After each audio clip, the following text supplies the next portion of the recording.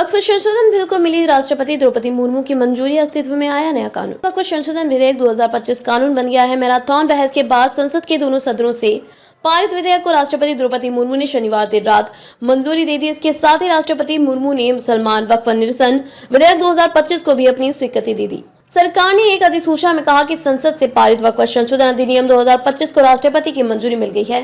इससे पहले लोकसभा और राज्यसभा से वक्फ संशोधन विधेयक गर्मागर्म बहस के बाद पारित कर दिया गया था।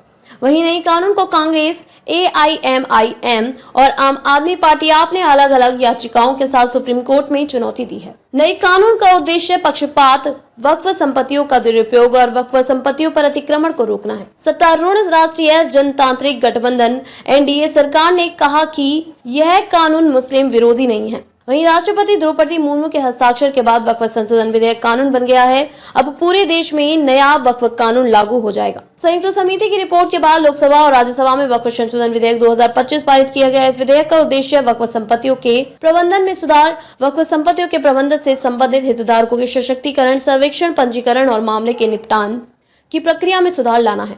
इसके अलावा मुसलमान वक्फ अधिनियम 1923 को भी निरस्त कर दिया गया है। वक्फ बिल पर राज्यसभा में 13 तो लोकसभा में 12 घंटे चली बहस।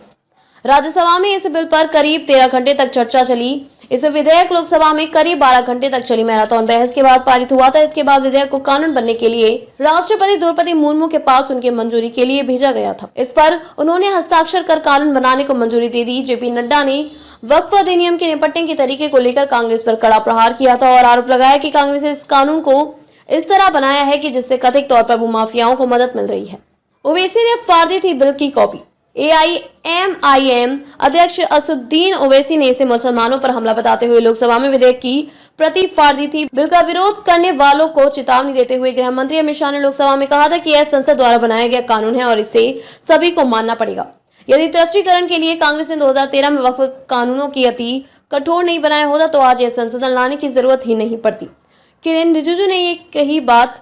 अल्पसंख्यक मामलों के मंत्री किरेन रिजिजू ने कहा था कि वक्फ विधेयक में विपक्षी पार्टियां मुसलमानों को डरा रही हैं। उनका कहना था कि दुनिया में अल्पसंख्यकों के लिए भी भारत से ज्यादा सुरक्षित कोई देश नहीं है।